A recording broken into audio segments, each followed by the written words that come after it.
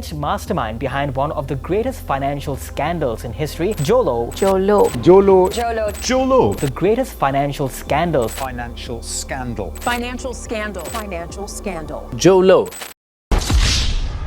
There is a man somewhere on Earth tonight who paid for the most successful movie ever made about financial fraud. He paid for it with stolen money. He stole that money from 23 million people, from an entire country. The movie was called The Wolf of Wall Street, a film about a Wall Street criminal who lied, manipulated, and snorted his way to the top of the American financial system before it all collapsed around him. The man who financed that film was, at the very same moment, doing the exact same thing in real life, on the largest scale in modern history. He gave Leonardo DiCaprio a Picasso worth $3 million as a thank you gift. He gave him Marlon Brando's Best Actor Oscar from On the Waterfront. He gave Miranda Kerr a heart-shaped diamond worth $8 million. He bought a yacht for $250 million and named it Equanimity, the Sanskrit word for inner peace. He threw himself a birthday party in Las Vegas, where Britney Spears jumped out of a cake. He once walked into a Saint-Tropez nightclub, ordered a $23,000 magnum of champagne, took one sip, smashed it against the wall, and ordered another. He paid the entire production budget of a Hollywood movie. Then he paid the entire production budget of 2 more, and every single cent of it, every penny, was stolen from a sovereign development fund that had been created to lift a poor Asian nation out of poverty. His name is Joe Low. He is short, he is round, he is soft-spoken, he is forgettable. He looks like a man who would lose your dinner reservation. He is also, by the lowest official estimate, the man who stole $4.5 billion. The FBI wants him. The United States Department of Justice wants him. Singapore wants him. Switzerland wants him. Malaysia, the country he robbed, wants him most of all. But Joe Low is currently inside mainland China, and he is, as you watch this video, drinking very expensive wine in a private apartment somewhere in Macau or Shanghai or possibly Hong Kong, untouched, untouchable, protected. This is the story of a kid from a small Malaysian island who built himself into the richest individual fraudster of the 21st century, of how he bought half of Hollywood with money that did not belong to him, of how the world's most powerful investment bank, Goldman Sachs, looked the other way while he did it and pocketed $600 million in fees for the privilege, of how an entire nation, its prime minister, its banks, its newspapers, and its police force were quietly purchased and put to work for a single man's ambition, and of why, despite the largest international financial manhunt in modern history, he has never spent a single day in a courtroom. This is the story of Joe Low. To understand Joe Low, you have to understand where he came from and how badly he wanted to leave it. He was born Low Tak Joe on November 4th, 1981, on the island of Penang, off the northwest coast of Malaysia. Penang is beautiful, lush, tropical, famous for its food, a small place, a regional place. To most Malaysians, the place you go for a long weekend with your family. But to a kid like Joe, it must have felt like a cage. His family was wealthy by Malaysian standards. His grandfather, Low Meng Tak, had built a textile fortune in the 1950s after emigrating from southern China. His father, Larry Low, was a moderately successful businessman, well connected to the Penang Chinese elite, but invisible on any global stage. They had a nice house, nice cars, domestic help. They were the kind of family who knew everyone at the local country club, but no one in London or New York. But it was never enough. Because Joe Low could see, even as a child, that being a small fish in a small pond is not the same as being a shark in an ocean, and he wanted to be a shark. He read about kings and oligarchs. He watched Hollywood movies. He memorized the names of the world's richest men, the Saudi princes, the Russian magnates, the Wall Street titans. He understood, in a way most children do not, that wealth alone is not power, that power belongs to those who can stand in a room with kings and not flinch. So, at the age of 14, his father sent him to Harrow School, just outside London, one of the oldest, most prestigious boarding schools on earth. The school that educated Winston Churchill, Lord Byron, the first Prime Minister of independent India. For Joe Low, this was the door, because at Harrow, he met them. He met the sons of the Sultan of Brunei. He met members of the Kuwaiti royal family. He met the children of Saudi billionaires, African oil ministers, and Asian industrial dynasties. He sat with them in chapel. He played sports with them. He spent his school holidays inside their palaces and on their yachts, and he listened. He absorbed how they spoke, how they dressed, how they handled servants, money, expectations. He memorized the names of their fathers, their cousins, their business partners. He learned, by the age of 17, the single most valuable lesson any future financier could learn. The very rich are not impressed by money. They are impressed by access. And Zhou Luo, soft, polite, agreeable, always smiling, became a master of providing access. By the time he left Harrow, he was already orchestrating dinners, introducing one heir to another, solving small problems for very powerful young men. And then, in 2001, he flew to Philadelphia, to the Wharton School of the University of Pennsylvania, the same business school that had produced Donald Trump, Elon Musk, the CEOs of half the Fortune 500. But Zhou Luo did not go to Wharton to study finance. He went to Wharton to build something far more valuable than knowledge. He went to build a network. At Wharton, Zhou Luo did not behave like an undergraduate. He behaved like a financier. He rented a penthouse apartment off campus while his classmates lived in dorms. He drove a black SUV with a driver while they took the bus. He hosted dinners at the most expensive restaurants in Philadelphia, fully paid for groups of carefully curated guests. Where did the money come from? His father, at his urging, had told family friends and business contacts that Zhou was a kind of youth ambassador for the family's interests in Asia. There would be deals. There would be opportunities. Zhou needed to look the part. So Larry Luo quietly funneled hundreds of thousands of dollars to his son to maintain a lifestyle that was, by every honest measure, a complete fabrication. But here is the thing, it worked. By his second year at Wharton, Zhou Luo had befriended Reza Aziz, the stepson of a Malaysian politician named Najib Razak. In 2003, Najib Razak was Malaysia's deputy prime minister. By 2009, he would be prime minister.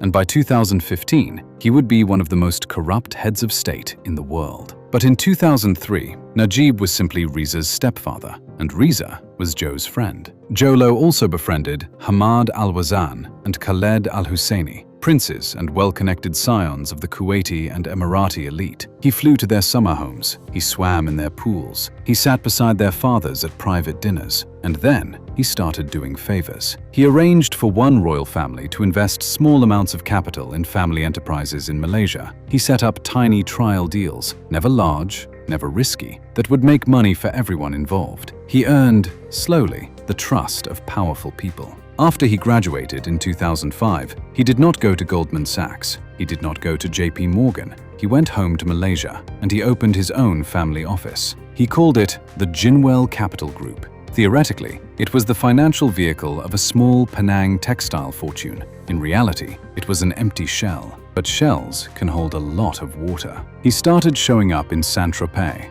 in Cannes, in the south of France in summer. At first, he was a hanger-on, the Malaysian kid the princes brought along. Then, slowly, he was throwing the parties himself. He became known, in that small circle of European playboys and Gulf state royalty, as a man who could solve problems, who could connect anyone to anyone, who could make introductions that mattered. In 2007, Zhou Luo orchestrated a deal that would become his proof of concept. He arranged for a Kuwaiti government investment fund, through one of his Wharton connections, to take a small equity stake in a Malaysian sovereign-linked company. He took a finder's fee. He inserted himself between buyer and seller. He extracted value simply by being the man in the middle. The deal made him several $1 million. More importantly, it gave him credibility. He could now point to a real transaction with real institutional money behind it. He was no longer the kid pretending. He was the kid who could actually deliver. And Najib Razak noticed, because by then, Najib was preparing for the most important promotion of his career. He was preparing to become prime minister. And to become prime minister, he needed money. Money to pay off political rivals, money to fund campaigns, money to buy votes, money to keep the loyalty of every regional warlord in his country. Najib needed a financier. He did not need a smart one. He did not need an honest one. He needed one who would do exactly what he was told. He needed Zhou Luo. Najib Razak was sworn in as Prime Minister of Malaysia on April 3, 2009. 3 months later, he created One MDB, One Malaysia Development Berhad. On paper, it was a state investment fund. a sovereign wealth fund, modeled on Singapore's Temasek, or Abu Dhabi's Mubadala, or Norway's pension fund. Its mission, on paper, was simple: lift Malaysia out of middle-income status, build infrastructure, develop the energy sector, create jobs, bring prosperity to 23 million Malaysians. In practice, it was a personal ATM. Najib appointed himself as the head of its advisory board. He gave himself final approval over every transaction it made, and he handed effective control of the fund without any official title, without any government appointment, without any accountability of any kind to Jho Low. Jho Low was 27 years old. He had no banking experience. He had no government role. He held no formal position at 1MDB whatsoever, but he sat in every meeting. He approved every transaction. He decided who got the contracts, who got the kickbacks, who got the silence in exchange for the cash. Now, here is where the genius of Jho Low becomes apparent. He understood that the easiest way to steal billions of dollars is not to steal them at all. It is to launder them through a chain of legitimate-looking transactions so complex that no auditor, no regulator, no journalist will ever untangle them in time. So Jho Low designed a system. Step 1. 1MDB would issue bonds, lots of them, billions of dollars worth. The Malaysian government would guarantee these bonds, which meant institutional investors around the world would buy them in droves. Step 2. The money raised would be invested, supposedly, in joint ventures with respected international partners: Abu Dhabi's sovereign wealth funds, Saudi oil companies, Chinese state enterprises. Step 3. The joint venture partners would be either real institutions or fake institutions Jho Low himself had created and given names almost identical to the real ones. This is the most important detail in the entire story. There was, for example, a real Abu Dhabi state company called Arba Investments PJS. Jho Low incorporated a shell company in the British Virgin Islands and called it Arba Investments PJS Limited. Note the word limited at the end. One word. That was the entire difference between the real $250 billion Abu Dhabi sovereign fund and the fake company Jho Low had created to receive 1MDB's money. Auditors saw Arba Investments PJS in the paperwork. They assumed it was the real one. It was not. And so, billions of dollars flowed from Malaysia's State Development Fund into a fake corporate entity that Jho Low controlled. From there, the money disappeared into a forest of further shell companies in the Seychelles, in Curaçao, in the Cayman Islands, in Luxembourg, in the British Virgin Islands, each layer making it harder to follow, each layer adding plausible deniability. By 2013, more than $4.5 billion had vanished from 1MDB. It was no longer being used to develop Malaysia. It was being used to fund the most spectacular criminal lifestyle of the 21st century. The very first major theft happened in September 2009. Just 6 months after 1MDB was created, the fund signed a joint venture with a company called Petro Saudi International. Petro Saudi was, on paper, an oil exploration company based in Saudi Arabia and London, with connections to a minor Saudi prince. In reality, it was a shell. It had almost no assets. It was perfect. 1MDB transferred $1 billion into the joint venture. Within hours, 700 million of that money was diverted via a Swiss bank called BSI into a shell company controlled by Jho Low called Goodstar Limited, registered in the Seychelles. That was the first heist. It would not be the last. Over the next 4 years, similar transactions would be repeated, with different shell companies, different partners, different excuses, but always the same outcome. Money flowed out of 1MDB. Money never came back. But Jho Low could not have moved that much money, through that many borders, through that many banks, without one indispensable partner. A partner with a name everyone watching this video already knows: Goldman Sachs. In 2012 and 2013, Goldman Sachs underwrote 3 bond issuances for 1MDB. The total amount raised was $6.5 billion. The fee Goldman Sachs collected for raising that money? Roughly $600 million. That is not a typo. $600 million in fees on $6.5 billion in bonds. A 9% commission on bonds that should have cost, by industry standard, less than 1% to issue. A normal bond underwriting fee would have been somewhere between $30 and $90 million. Goldman charged $600. And here is the question that should have made any compliance officer at Goldman scream into their hands. Why did one MDB agree to pay it? Why would any government agency in any country on earth agree to pay nearly 10 times the going rate for a service? The answer was simple: because hundreds of millions of dollars of that fee were kicked back under the table to Joe Low, who then distributed it to Najib Razak, to his wife, Rosma Mansour, and to a network of co-conspirators stretching from Kuala Lumpur to Abu Dhabi to New York. The man who orchestrated this on Goldman's side was a German banker named Tim Leissner. Leissner was Goldman's chairman of Southeast Asia. He was charming, he was tanned, he was married to the model Kimora Lee Simmons, and he had personally taken tens of millions of dollars in kickbacks from Joe Low in exchange for ensuring that Goldman's compliance department looked the other way. Leissner forged emails. He bypassed risk committees. He used Goldman's reputation, the most respected name in global finance, as a stamp of approval on transactions he knew, with absolute certainty, were fraudulent. There was a second Goldman banker, Roger Ung, who handled the deals from the Malaysian side, and there was a third, Andrea Vella, whose role remains the subject of ongoing investigation. For years, Goldman Sachs publicly maintained that Tim Leissner had been a rogue actor, that the firm itself had no knowledge of what he was doing, that he had deceived the entire institution. In 2020, Goldman Sachs paid the United States Department of Justice $2.9 billion to make the criminal case go away. $2.9 billion.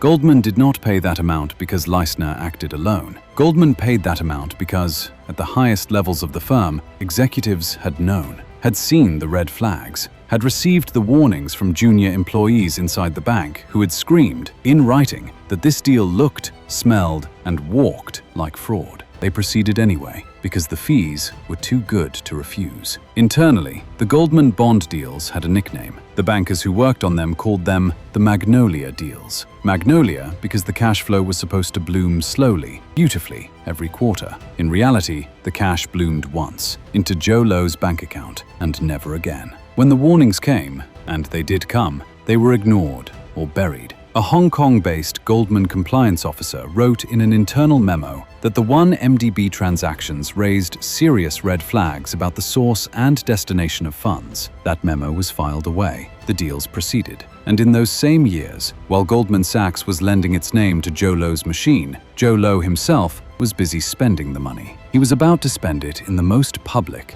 most reckless, most spectacular way that any criminal in modern history has ever spent stolen funds. He was about to go to Hollywood. In late 2010, Joe Low had a problem. He had stolen, by that point, more than $1 billion. He could not put it in a normal bank. He could not invest it in normal stocks. He needed to launder it. He needed to move it. And he needed, more than anything else, to enjoy it. So he turned to his old friend Reza Aziz. Reza, the stepson of Prime Minister Najib Razak, had moved to the United States after his own stint at university in London, and he had a dream. He wanted to be a Hollywood producer. Joe Low gave him the seed money. The two of them founded a production company called Red Granite Pictures, based in Los Angeles. Where did the money to start Red Granite come from? You already know. It came from 1MDB itself, through shell companies, through Arbar, through the Seychelles, through Luxembourg. And in 2012, Red Granite Pictures financed a film by Martin Scorsese, a film about a Wall Street fraudster named Jordan Belfort, a film about a man who manipulated retail investors, partied with prostitutes, snorted cocaine off luxury yachts, and laundered money through Swiss banks before being brought down by the FBI. That film was The Wolf of Wall Street, released in December 2013,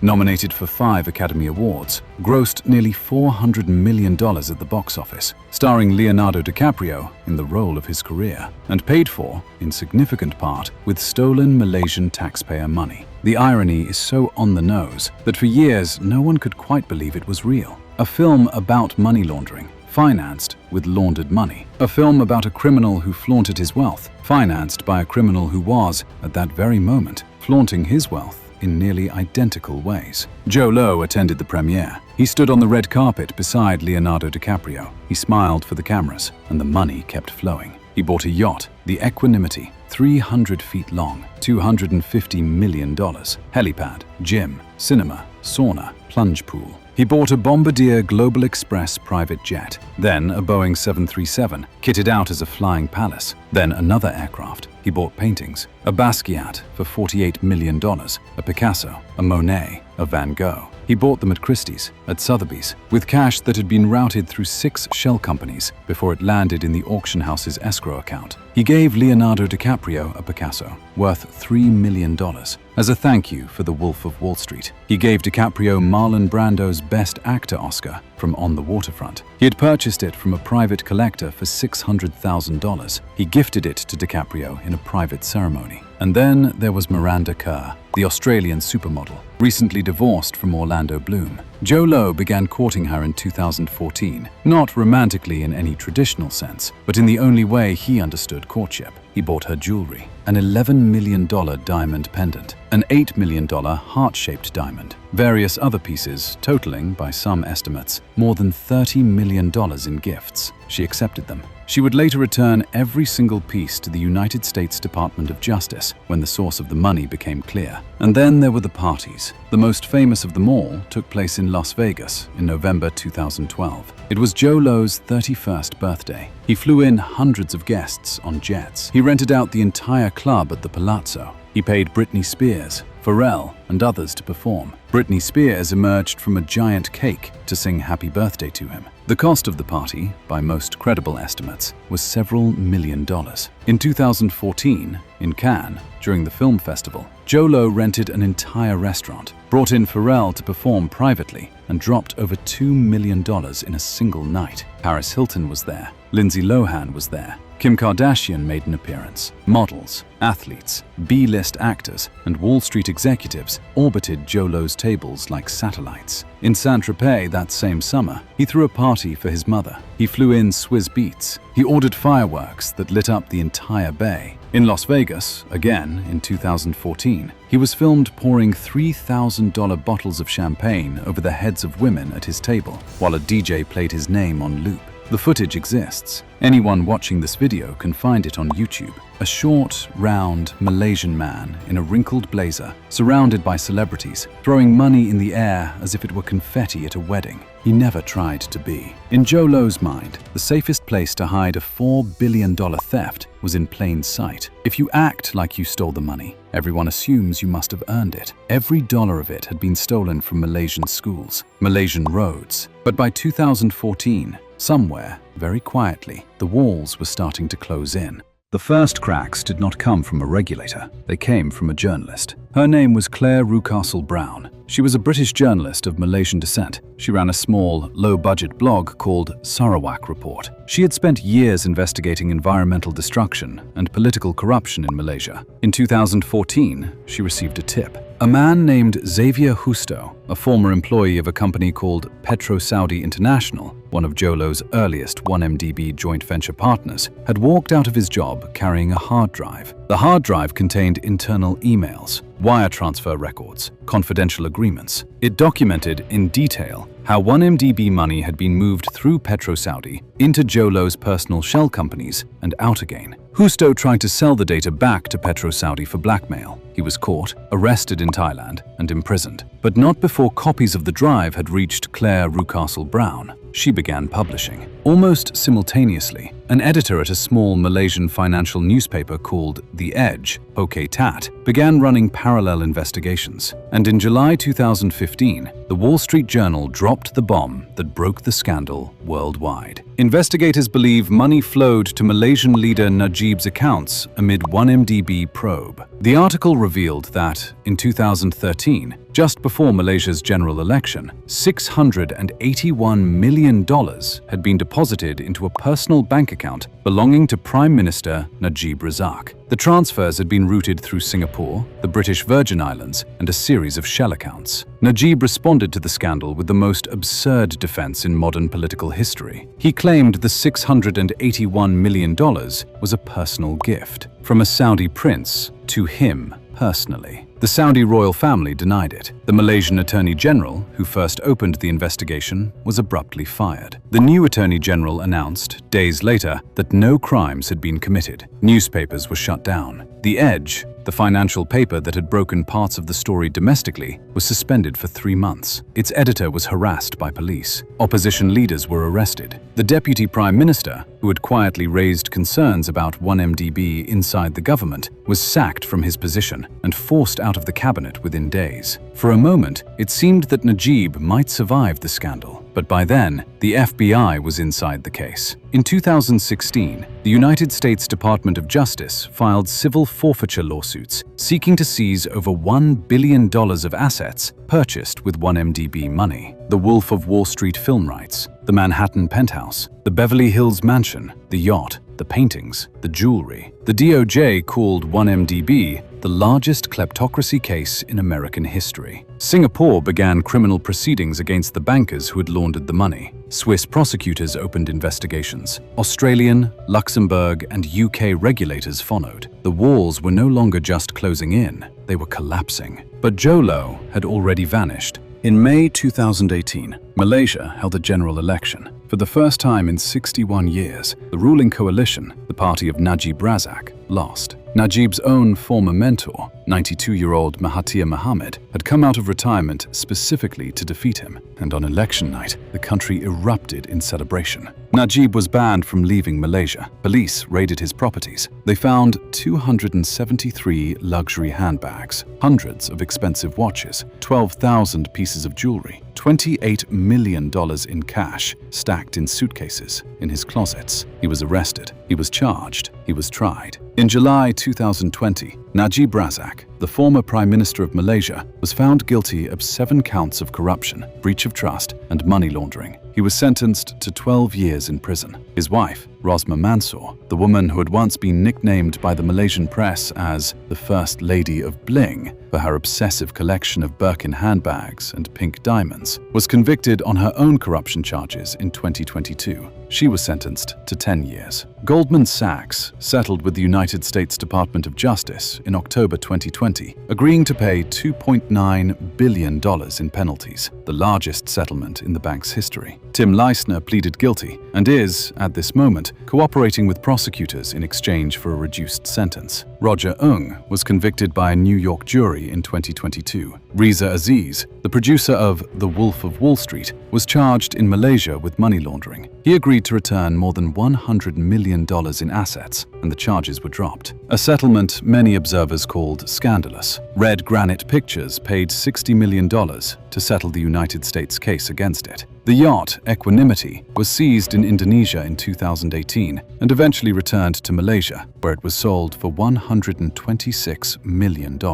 Leonardo DiCaprio returned the Picasso. He returned Marlon Brando's Oscar. He cooperated fully with the FBI. He was never charged. Miranda Kerr returned every piece of jewelry. Everyone, it seemed, was either in prison or fleeing it or paying for it. Everyone except one man, the man at the center, the man who had designed the entire machine. Jolo was gone. There have been sightings: a casino in Macau, a yacht off the coast of Cyprus, a private apartment building in Shanghai, a restaurant in the Maldives, but there has been no arrest. The last confirmed public sighting of Jolo was in early 2017, before the scandal fully broke. Since then, he has lived entirely in the shadows. It is widely believed that Jolo is being protected by the Chinese government. Why? Because Jolo knows things. He knows the names of the Chinese officials and Chinese state-owned enterprises that signed inflated infrastructure contracts with 1MDB in exchange for kickbacks. He knows the bank accounts, the intermediaries, the dates, the amounts. If he ever testifies in a Western courtroom, the embarrassment for Beijing would be enormous. So Beijing keeps him quiet, in a comfortable apartment, with a comfortable lifestyle, with travel restrictions only to countries that might extradite him. In 2019, Jolo issued a written statement through his American lawyers. He maintained his innocence. He claimed he had been a consultant only, that the funds had been managed by others, that the world had misunderstood him. He has never appeared in public to make this defense. He has never sat for an interview. He has never returned to Malaysia. He has never set foot in a courtroom. The estimates of how much he stole vary. The United States Department of Justice puts the figure at $4.5 billion.